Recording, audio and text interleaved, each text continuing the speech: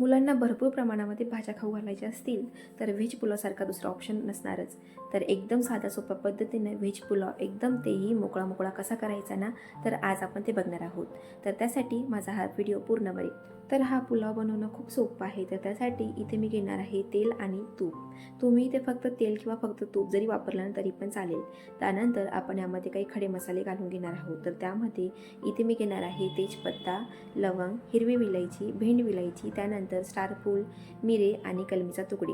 तर असे आपण मसाले यामध्ये घालून घेणार आहोत व ते थोडेसे परतून घेणार आहोत. व्यवस्थित परतून घेतल्यानंतर आपण यामध्ये घालणार आहोत 1 ते 2 कट करून घेतलेला कांदा. तर कांदासुद्धा आता हे व्यवस्थित असं यामध्ये परतून घ्यायचा आहे.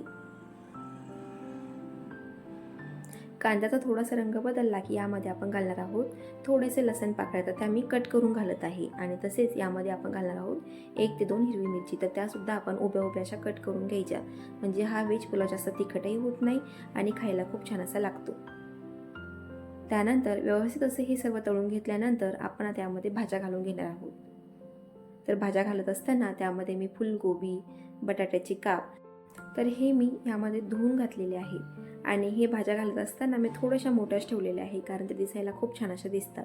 आता ह्या भाज्या आपल्याला यामध्ये छान अशा परतून घ्यायच्या आहेत. त्यानंतर आपण यामध्ये घालणार आहोत गाजर आणि 1 छोटी वाटी मटार. तर इथे मी ताजे मटार घेतलेले आहे.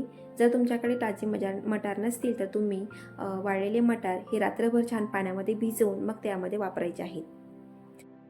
त्यानंतर आता आपल्याला यावरती मीठ घालून घ्यायचं आहे. तर मीठ घातल्यानंतर सुद्धा आता या सर्व भाज्या छान व्यवस्थित अशा एकत्रित करून घ्यायच्या आणि छान परतून सुद्धा घ्यायच्या आहेत. या भाज्या परतून घेत असताना जर तुम्हाला इथे वाटत असेल की या भाज्या पुलावामध्ये कच्च्या राहतील, तर यावेळेस तुम्ही यावरती झाकण ठेवून 1 मिनिट यावरती वाफ काढून घ्यायची आहे व त्यानंतरच त्यामध्ये तांदूळ घालायचे आहे. तर इथे मी बासमती तांदूळ वापरत आहे. तर इथे 1 ग्लास तांदूळ मी जवळपास अर्धा ते पाऊण तास पाण्यामध्ये भिजू घातलेले होते. त्यानंतरच मी यामध्ये वापरत आहे. तर त्यानंतर आता हे तांदूळ आणि या सर्व भाज्या छान एकत्रित परतून घ्यायचं आहे. जेवढे व्यवस्थित तुम्ही हे तांदूळ या भाज्यांमध्ये परतून घेतले ना, तर तेवढा व्यवस्थित हा भात एकदम मोकळा मोकळा असा होतो.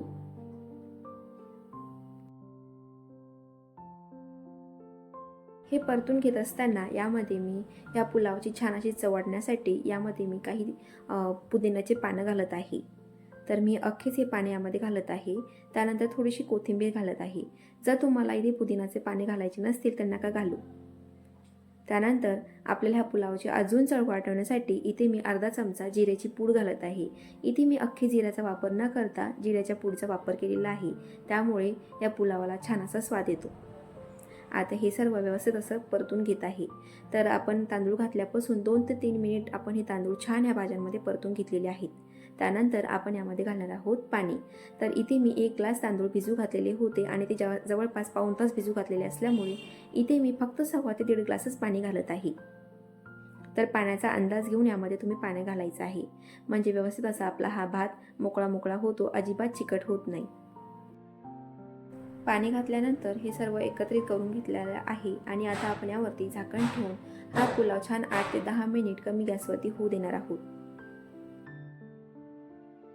तर कमी गॅसवरती फक्त 8 ते 10 मिनिटांमध्ये आपला हा पुलाव इथं छान असा तयार झालेला आहे. आणि जर तुम्ही हा चेक केला तर एकदम मोकळा मोकळा अजिबात चिकट न होता व्यवस्थित असा हा तयार झालेला आहे. तर हॉटेलसारखा एकदम साध्या सोप्या पद्धतीने घरच्या घरी पुलाव तयार करून आपण इथे बघितलेला आहे. तर तुम्ही सुद्धा नक्की हा तयार करून बघा आणि मला कमेंट करून नक्की कळवा.